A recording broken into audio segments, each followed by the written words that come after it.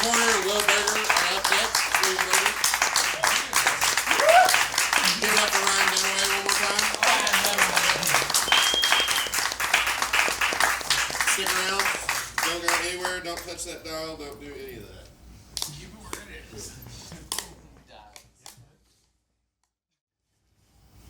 Oh, yeah? Yeah. All right.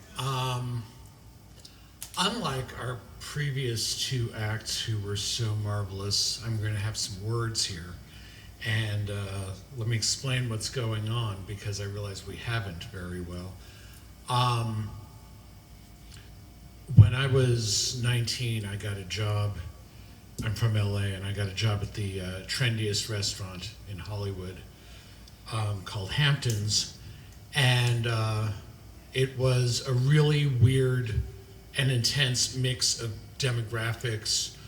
And it was right at the intersection, if you know LA at all, of Sunset Boulevard and Highland Avenue, right where Hollywood is kind of divided into four quadrants. And the people at the restaurant represented that. There were the fabulous gay, mostly gay waitstaff, beautiful, they were all beautiful, and wannabe movie stars, and half of them were, and then there were the glamorous movie star owners, and then there was, in one part of Hollywood, it's just like bohemian freaks and weirdos and whatever.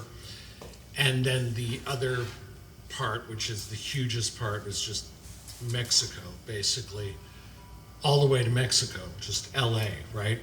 And this was there, and the people in the restaurant were of this, and I got a job, Mexican American from the suburbs, middle class, to translate to the bus boys who actually did all the work. And then there were the glamorous waiters and the rich owners. And I always knew this would be something that I would have to write about. And so then fast forward 40 years, that was 1979, and I met Nick Horner, and he was opening his loft to community showcases of music and spoken word, and I was trying out some things, and we just realized that this was why we had met, was to work on this, because mostly the character who's kind of me, kind of not, Danny Romero, he trips out on the restaurant and then drives around LA all night long listening to the FM radio and getting stoned. That part is autobiographical. And so these are kind of his adventures, and music played a role in it, both literally and kind of subliminally. And so that's why we have this, we're calling it a prose opera, and because why not be pretentious? And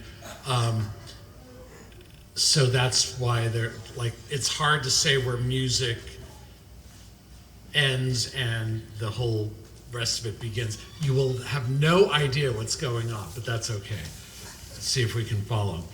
So, is there anything else I need to say up top on this? For the first, we've got 2 chapters. We're kind of getting this going,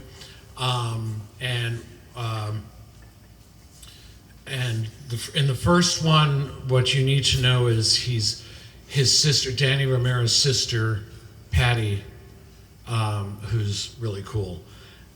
She's been screwing her cultural anthropology professor at Cal State in LA, and he gave her an incomplete, which she was really annoyed about. But then the professor, Don Aristides, do I have any of my Chicanos in the house? Doesn't seem like that kind of place. Okay, so that's all right, because the linguistic problems are part of the story, but I think I'll say everything I need to say in Spanish and English too. But Don Aristides, who's a real type,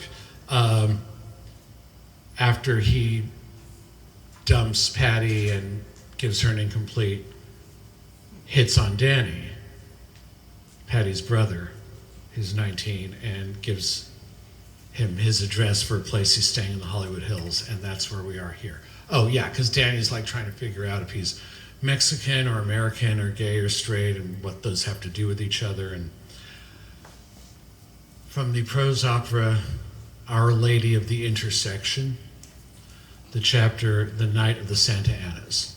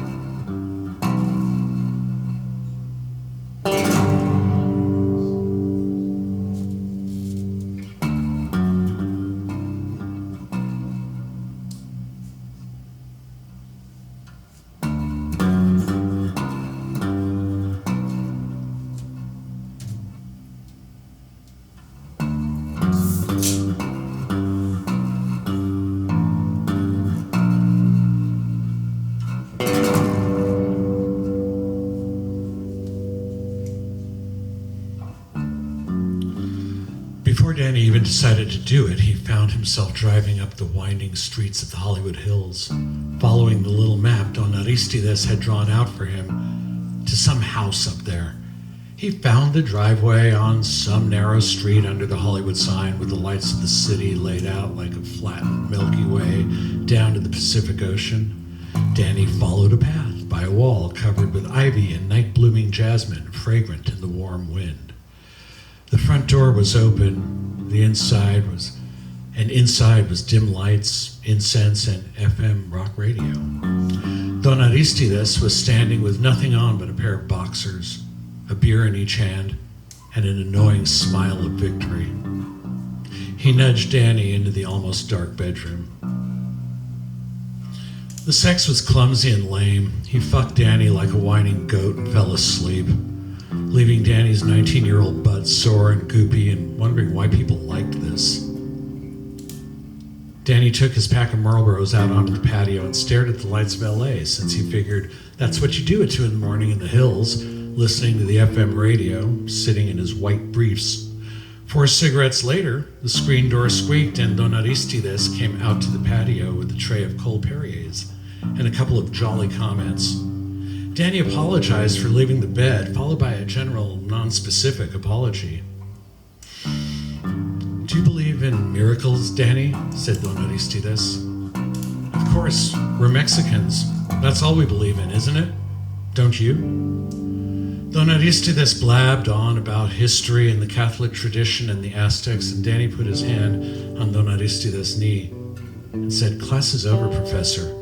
Just answer the question, do you believe in miracles?" "Yes," Don Aristides said. "They're everywhere." "Then tell me what they are, in plain English or plain Spanish, I don't care which, but tell me." "I thought you knew since you're Mexican." He stared to the west toward the ocean. "There is only one miracle. It is when two things come together and form something else, something bigger. That's it. Nothing else. All miracles are variations of that."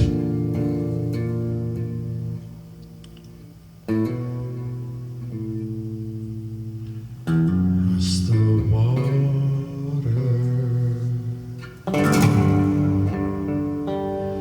He repeated his words in Spanish. "Hay un milagro solo. Es cuando dos cosas se convierten en una." I saw the ocean's daughter. He lectured on about the union of opposites, of cosmic and fleshly Christ and Popol Vuh and Isis and Osiris and yin and yang, one, then two, then three, I, you, it.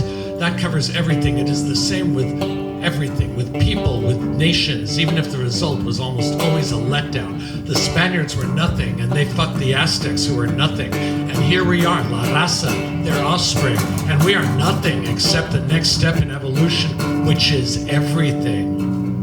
And we bring everything one step closer to La Raza Cósmica, the cosmic race, the goal of all this, to become one, so the one becomes infinite. It's a sort of migration. That's what we do, La Raza. We migrate across borders, across rivers, from East Los Angeles to West Los Angeles. That's all we do. We migrate. That's evolution. Danny asked, "What happens when everything evolves into something better?" Don Aristides said, "Then they do it again. Another time." And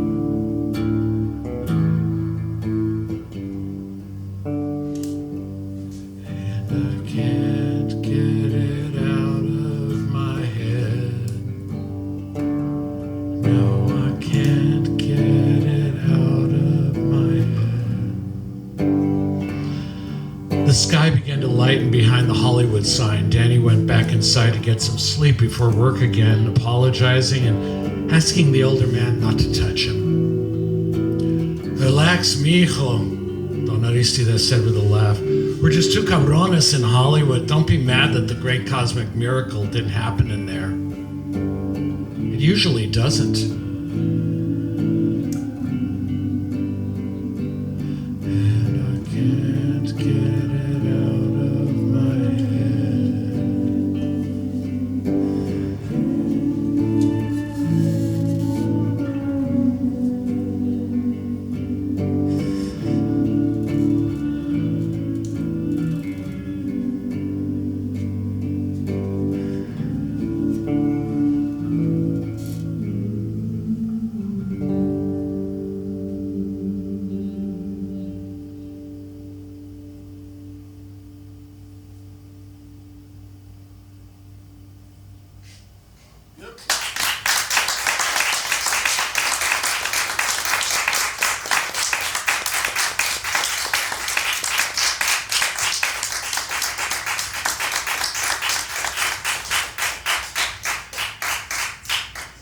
Just laughing, like when you're 19, sex is so important, right?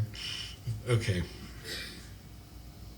Second reading that we're doing here is the climax, if you will, of the whole thing. And it's go back, Danny's family. Danny's moved to Hollywood, but he goes back to his family for one of their big fiestas that I'll explain, the Fiesta of La Guadalupe. And what you need to know about what's happened up until this point is, and this happened verbatim. All the names are the same except Danny's, but one of the one of the dishwashers, which was the lowest of the rank, was an indigenous guy. So he was right off of a mountain in Mexico, barely spoke Spanish, and all of a sudden was in Hollywood. And it was a little bit much for him, and he drank. He was the official borracho of the group, the drinker. His name was Refugio, no less. And he asked me to translate to the manager that he wanted to if he could make a long distance phone call in 1979 from the office. He had to call his cousin in Chicago at midnight.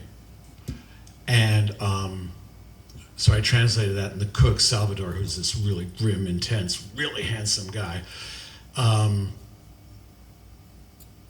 was asking him, like, which midnight in Spanish, like LA or Chicago? And Refugio got all confused and everything, and he didn't understand that the world was round. No one had told him. And I told him. And he said I was a lying faggot. And so in this, and he's not, I'll just put it out there, Danny hallucinates him in this, like, it's not completely clear, but when he sees Refugio, he's not there. Okay, so the climactic chapter of Our Lady of the Intersection, La Guadalupe.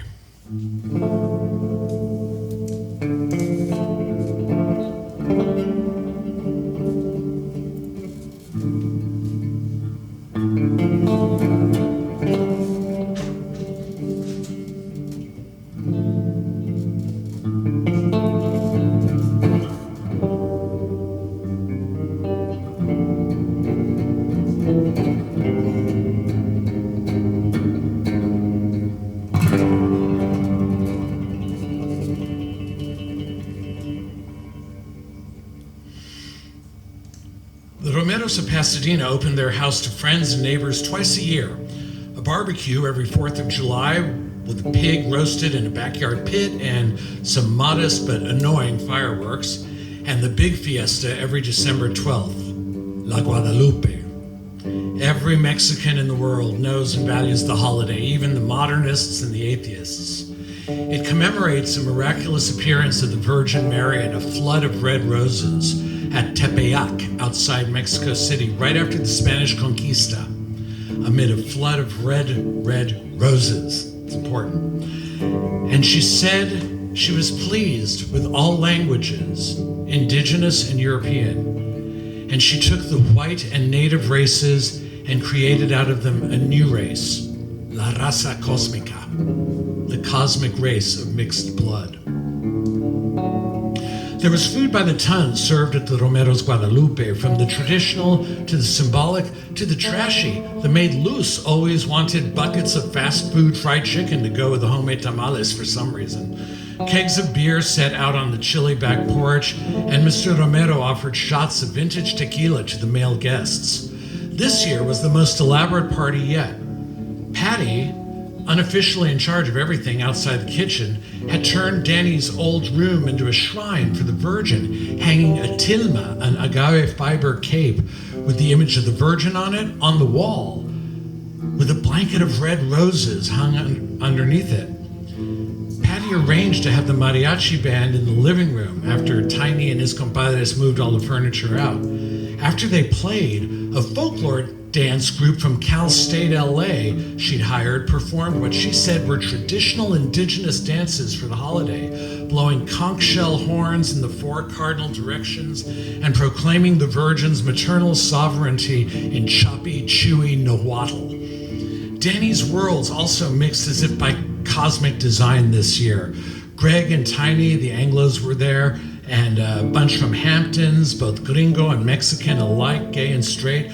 Butch Sandy, the Dyke, and Tom, and Tough Susan, and Funny David, Mexican Salvador and Manuel and Luis Amador. They all took turns forming little circles behind the garage with Tiny and his compadres smoking one joint after another like some weird Azteca bonding ritual. Inside the house, Mr. and Mrs. Romero treated Danny's workmates with courtly formality, and Sandy, Tom, and Salvador assured Mr. Romero that Danny continued to be a hard and conscientious worker, un buen trabajador. Then, almost suddenly, friends, neighbors, maids, mariachis, co-workers, compadres, and conch blowers all went their separate ways. Danny wandered into his old bedroom, now the sanctuary. It was empty. He closed the door behind him and sat in one of the tall dining room chairs that were against the wall opposite the tilma where his bed had once been. How had he gotten so stoned again? At least he wasn't drunk. He still had to drive back to Hollywood, maybe some coffee or something.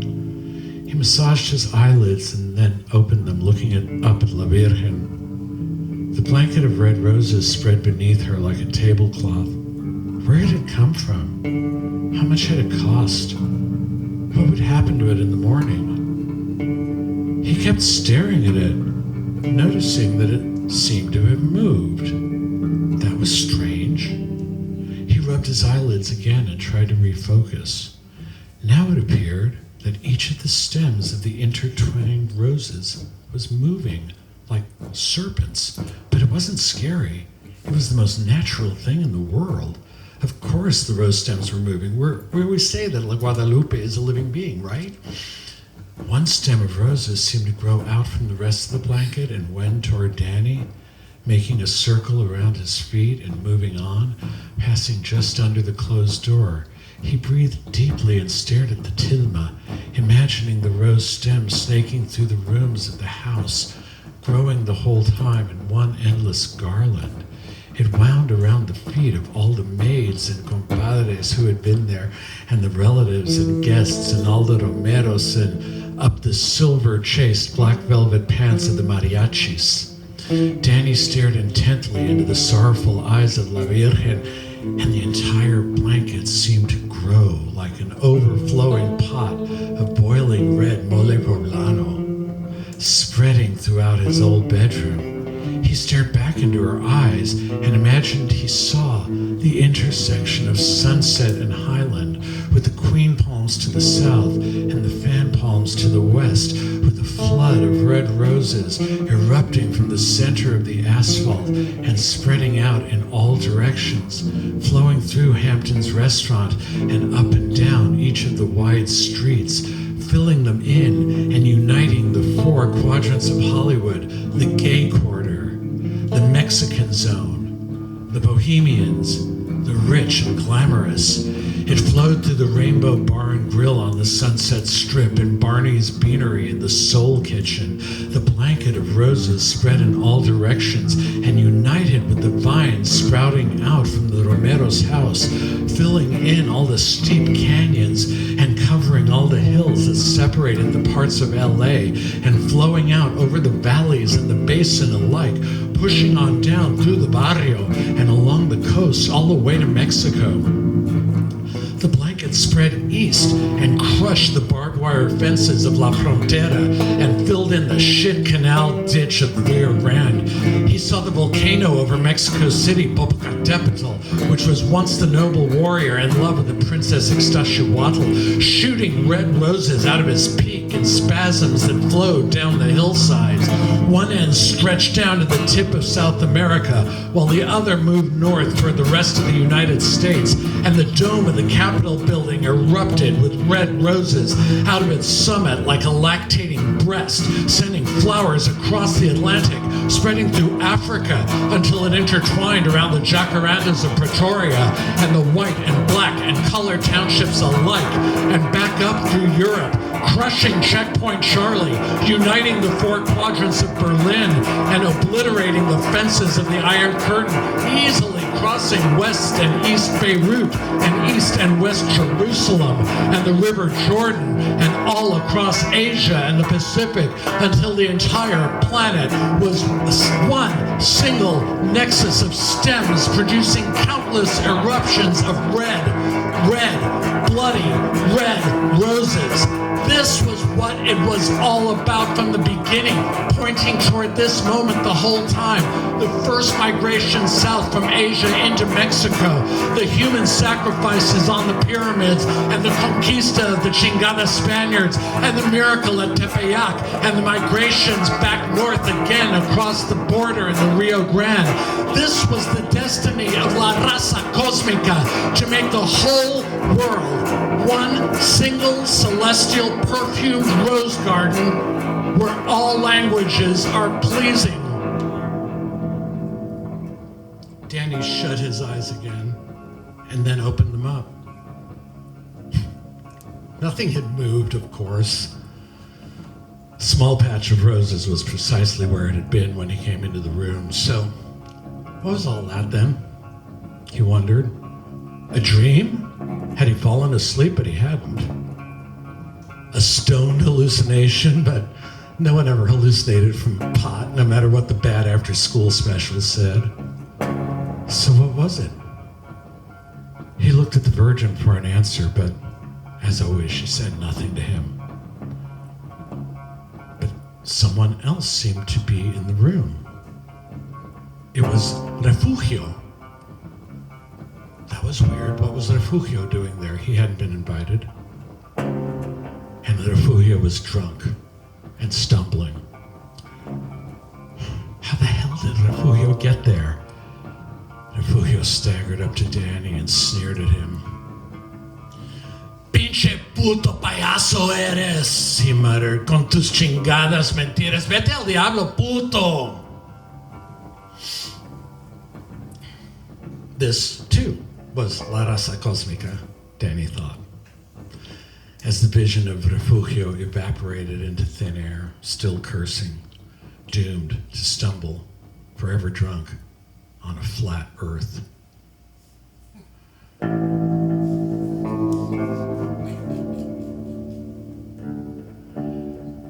Danny walked into the kitchen where Luce had left on a pot of coffee. How did she know? He drank a cup and went to his car, taking the serpentine Pasadena freeway on the long drive back to Hollywood.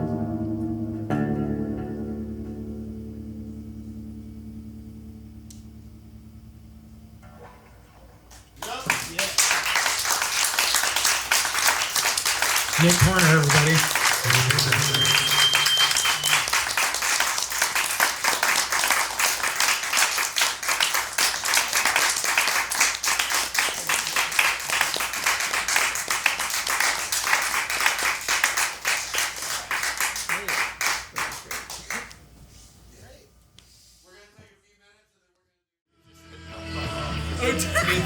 Have we got any metalheads in the house?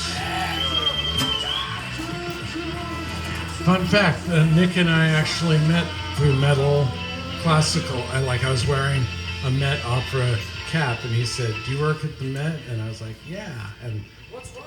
yeah. So that's me. Wow. Okay, so this is happening.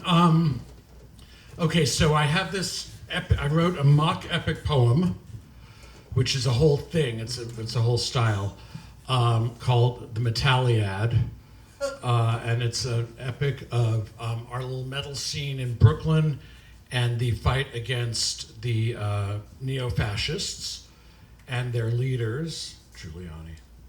And it's in the style of great mock epic poems of the Renaissance, and it's metered and rhymed, so maybe that'll turn into a jam.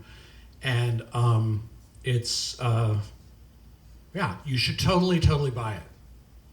buy a copy of it. Like, just send me a DM on Instagram and I'll send you a copy of it. So, yeah. But, and it's really long, 60,000 words, because I went crazy. It's been a long game tonight, guys. So, no, not this part.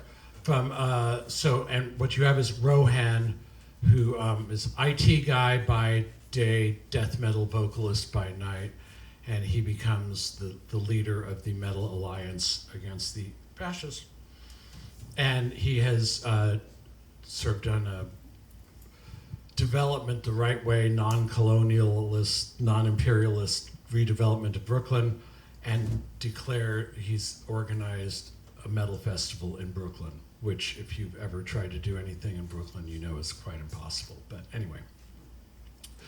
So, for Canto 30 of the Metaliad, the festival, part 1, grand openings and nuptials. We've got a warrior princess, Bradamantika, and she's marrying basically the drummer from Meshuggah, who's Vendel, and that's happening in the middle of this too.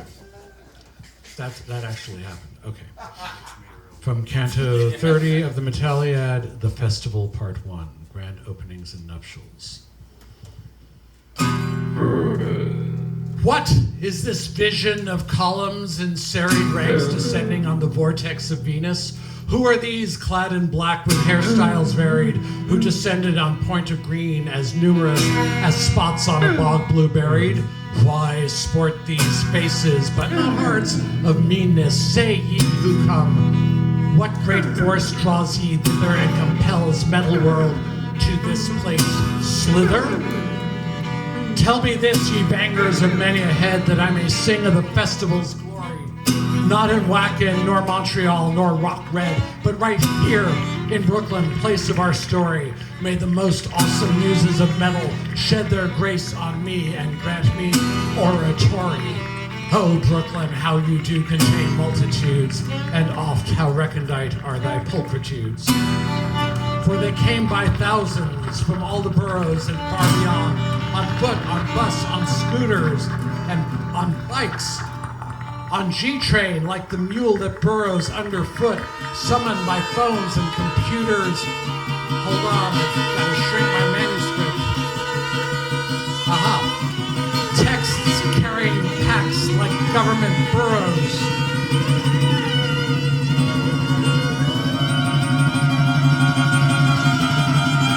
Filled with water, protein bars, and commuters' passes, which is I own a desperate rhyme, but please forgive me in this desperate time. Not in some faraway dusty park or field, not in some suburban stadium dismal, but on our city streets the heavy bands wheel, battle instruments in ding cataclysmal, filling the vortex with a musical feel, brutal yet joyous, in no way abysmal. But ere the bands let loose full and open air, the people entered the Strand with great fanfare. The crowd was amazed as they filled past the bar, buffed to its pristine oaken glory, but then they gasped what they beheld next, greater by far, for who could imagine the dingy bullpen in the back of the stand could an Alcazar become as if by the hand of Aladdin? Stroking lights beckon to fill each box, the floor and balcony.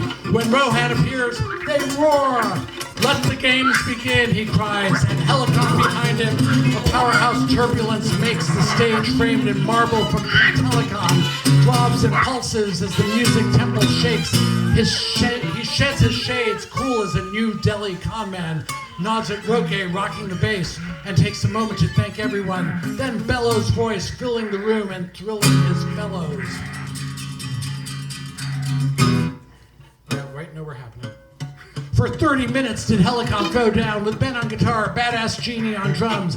Then Rohan bid the buzzing crowd to turn round and join the horde in the vortex that hums with excitement. What once had been a ghost town was now jammed with revelers, and so becomes alive again, Lazarus-like, with stages, giant screens, speakers, and folks of all ages. Rohan the stage before the Strand ascended, with the fanfare from speakers and spotlights trained on him, as the sun in the west descended behind Manhattan with its tall towers main. He was granted an ovation most splendid by the metalheads, with gratitude unfeigned. My most metallic tribe, he said into the mic. I thank you all, old friends and new friends alike, and all who to this Brooklyn vortex do come in friendship, respect, and true metal spirit. Something has begun here, and we can't yet plumb the measure of its reach. If we draw near, it will blaze in glory, whatever it be, from what seeds we plant on this night. Can't you hear it? Let it flourish. But first, let's, as devotees, call our ancestors to bless our revelries, for we are heirs of a lineage noble. And each time we mosh, where the fuck did it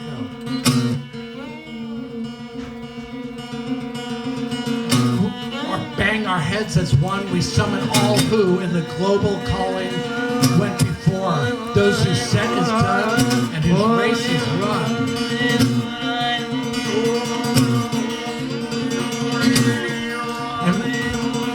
When we call on them, their spirits mobile to revisit us each time our rites are done. When we call the spirit, we may receive it. So I've heard and do in part believe it.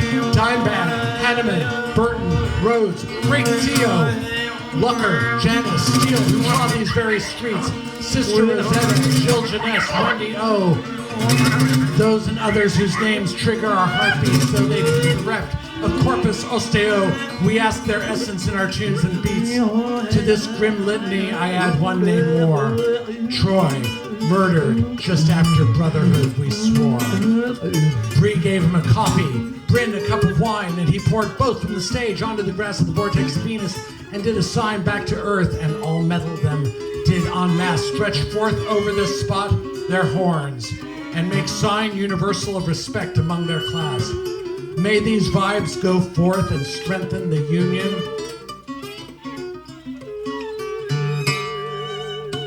of the heavy worldwide metal communion. Now, let pyres be brought forth that we may feast, put sausages on spits, vegan and porcine both. Let the coals be lit so that from the least to the greatest of us, though non-seen or seen, all may be sated and hunger be released. But first, behold a fine wonder unforeseen. His upraised forefinger pointed the crowd's gaze upward to the rooftop, and they all did gaze that way, atop the tall building on the short end of the vortex, where Bryn and Bree sublet offices, and there did the floodlights bright to sport straight up pulsating in a rainbow palette in the New York sky. Tabor, who did report for tech duty with a powerful tablet, pushed some little buttons that projected scenes from the rooftop onto the great screens. Now could they all see what came to pass up there? Bradamantica and Vendel celebrate in mode metallic their nuptial rites with flair. Though nuptial is a cringy word and I hate to use it, but I ween it is debonair. The dark brown beauty and her blonde stud orate their vows mid a circle of friends selected from many witnesses elected. Diana was their legal officiant, and she lit sage and danced a jig round the twain. She made Bradamantica recipient of a pair of white feather wings, and her swain received a laurel crown, love incipient symbolizing. Then Diana did ordain them wed and led them forth to the rooftops of Lynn, to be cheered by the crowd as their wedding hymn. But that was not the nuptials climax, hardly. For a zipline appeared from the roof to the stage in the center of the vortex. This hardly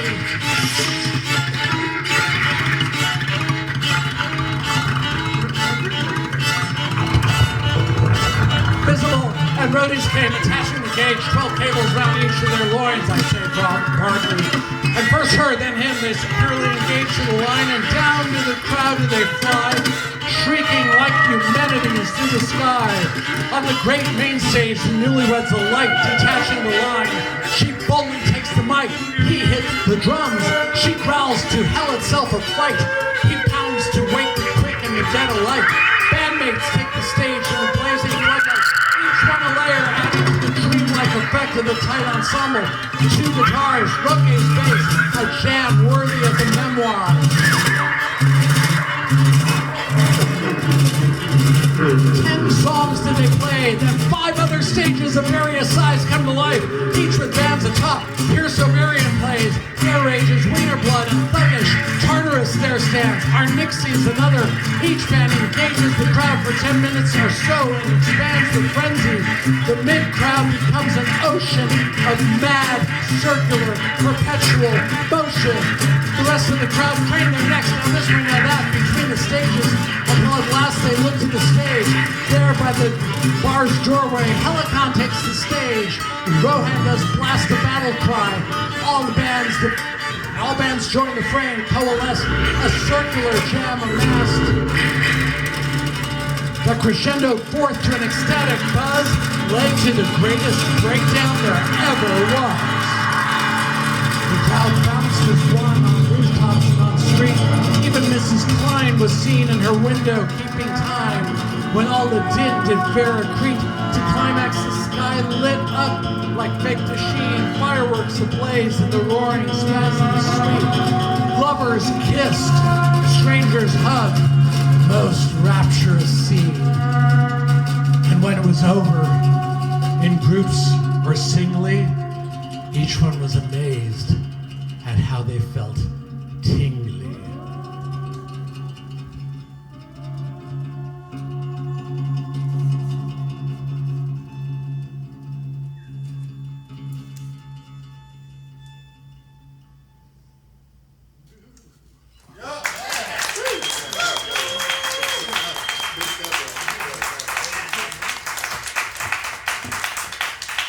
Thank you for coming to Out Series, as always.